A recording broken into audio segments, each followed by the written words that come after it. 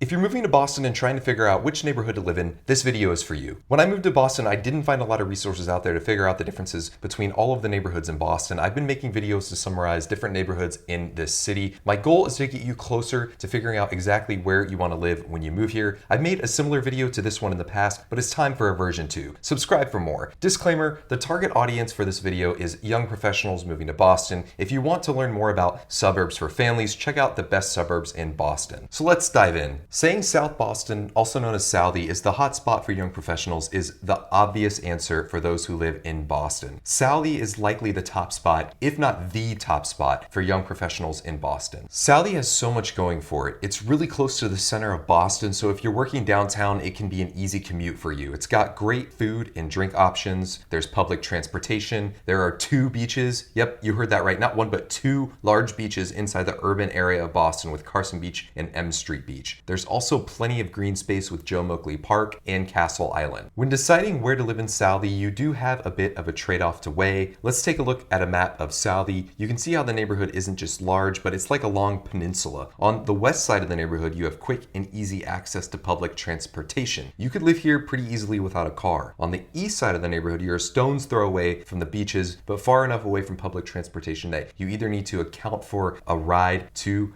the T-stop or stay reliant on a car. South Boston is also the neighborhood that hosts the city's St. Patrick's Day Parade. It's a crazy day to be in the neighborhood, but certainly worthwhile. You could check off a bucket list item just by walking out your front door. Across the Boston Harbor, or maybe Charles River, depending on where you define the harbor stopping and the river starting, is Charlestown. Charlestown has an interesting reputation. If you've seen the movie The Town, which is literally about the neighborhood, or Mystic River, or Good Will Hunting, you've actually seen Charlestown referenced before. However, Charlestown portrayed in the movies and Charlestown today are 2 totally different entities. Today, Charlestown is quaint, provides easy access to the rest of Boston via the Orange Line of the Metro, also known as the T, and can be more affordable than other neighborhoods in Boston that are this close to city center. It definitely has a more residential feel than other neighborhoods, which might be exactly what you're looking for. A young professional wouldn't be out of place here, although I've noticed a fair amount of families with children also live in this area. It's not necessarily a hot spot for young professionals, but you wouldn't be the only one. Charlestown has a pretty decent variety of housing options. Charlestown's Naval Yard, which is also home to the USS Constitution, has new condos and apartments, many that were converted from old factories or other naval shipyard buildings. As you go towards the center of Charlestown and Bunker Hill, you get more multi-family houses and even some brownstones. Some parts of this area have fun pops of color. Charlestown doesn't boast the same amount of popular restaurants as other neighborhoods in Boston, which makes sense since it is quaint, but that doesn't mean you aren't without options. Monument and Waverly present solid dining options if you don't want to go anywhere else in the city. The next neighborhood on this list is Seaport. First, to clarify, if you want to get technical, Seaport is a sub-neighborhood within South Boston. The city of Boston will officially refer to Seaport as the South Boston waterfront. However, everyone views these 2 areas as separate for good reason. There's a bit of separation between the 2 geographically, and the lifestyle, vibes, and really everything between these 2 areas are totally different. Seaport is brand new. If you choose to live here, you can all but guarantee that you'll have a new apartment with 21st century amenities that we all expect but might not exist in older apartments in some neighborhoods like Beacon Hill and Back Bay. These amenities include central AC, modern heating, a gym, and a dishwasher. Seaport has a lot of stuff going on in terms of entertainment. There's an F1 arcade, which is opening in April of 2024, and a putt shack. And every year during the holiday season, Bostonians flock to Snowport, which is an increasingly popular holiday market. Seaport also offers an array of trendy and fancy dining options. Great for a night out, although tough if you just want casual dining. One drawback of Seaport is that it is only sort of connected to public transportation. The Silver Line, which is an underground bus line, will get you from Seaport into the South Station. So this means that if you want to live here without a car, you will have to change trains every time you want to go somewhere else in the city besides the airport, which adds to commute. Seaport is also incredibly expensive, even by Boston standards. Boston is one of the most expensive cities in the US, and Seaport is one of the most expensive neighborhoods in Boston. You pay for what you get in this neighborhood. I also feel bad that Seaport lacks the traditional Boston charm of other neighborhoods. If I drop you in the middle of Seaport with no context, it really does look and feel like any other new city in America. Perhaps people who grew up in Boston have had enough charm to last them a lifetime and don't care, but I do think that I would miss that charm if I lived in Seaport. The next neighborhood on this list remains a bit of a gem to those who are new to Boston. I often hear quite a few other neighborhoods recommended to newcomers in Boston before I hear about the West End. The best known landmark in the West End is definitely TD Garden, which hosts the Boston Bruins, Boston Celtics, and a large number of other concerts and events. TD Garden gives the vibe that the West End is nothing but hustle and bustle, but the reality is that this area is actually incredibly residential and fairly low key during the majority of the time that there's no event happening at the garden. And to be honest, unless you're living right on Causeway Street at TD Garden, the area isn't overwhelmingly crowded at any point in time. The West End really is a primarily residential area, and you may never really even need to leave this neighborhood if you live here. It has bars and restaurants, and it has a massive grocery store, Star Market, that makes you forget you're in the middle of a city. The West End is close to the Charles River Esplanade and right across from North Point Park in Cambridge. If you ever want Italian, you can walk right across the street to Boston's Little Italy, the North End. Similar to Seaport, most of the residential buildings in the West End are newer, so you will get amenities that you're used to in newer apartments in the 21st century. Unlike Seaport, however, the West End contains the North Station, so you are close to not one, but two T lines in the Green Line and the Orange Line, as well as the commuter rail and the Amtrak for routes running to the north. The West End is pricey, but on average, it's less than the Seaport. The West End definitely skews younger, as the types of apartments here don't necessarily work for larger families, so it does tend to be more suited for young professionals. So if you want newer buildings close to things to do, but also an area that's quiet most of the time, check out the West End. Shifting just outside Boston proper, the next neighborhood on this list is Union Square in Somerville. Boston's Green Line was just extended with a station in Union Square, and this extension is completely changing the dynamic of the neighborhood, as well as making it an easier place to commute for those moving here. You can get to TD Garden and the North Station in 3 stops. It's amazing how public transit can change an area for the better. Why else would you want to live in Union Square in addition to the public transportation here in the area? Union Square is a haven for good spots to eat. There's some authentic German food, Portuguese, and all of the variety of options at Bow Market, in addition to other restaurants in the square. There's a much wider selection of places to go to than other neighborhoods like the North End or Chinatown that, while they offer an incredible selection of food, only really have one type of cuisine to choose from. Union Square also has a great selection of bars. Combine these bars with the restaurants in Union Square and you will always have options for a fun dinner and drinks for a night out. Go check it out. And this is just scratching the surface of what you can find in this area in terms of food. Get on the Green Line for Union Square and check it out for yourself. It's worth noting that Somerville, Massachusetts is known for its Porch Fest, and Union Square is quite the hub for Porch Fest. Porch Fest is a community-driven music and arts festival that takes place in various neighborhoods across Somerville. Porch Fest turns residential porches and outdoor spaces into stages for local musicians and artists to showcase their talents. The event is a way to promote local artists, build community connections, and provide an enjoyable and unique cultural experience. Thus, once a year, you will be able to walk right out of your door and enjoy this event. Union Square has more of a dense neighborhood feel than other neighborhoods closer to the center of the city of Boston, like Seaport or the West End, where the buildings tend to be high-rises. It's a bit quieter than those areas, but the neighborhood is definitely not a suburb with single-family homes, yards, and driveways. Union Square will give you the opportunity to live in iconic triple-deckers that make the neighborhood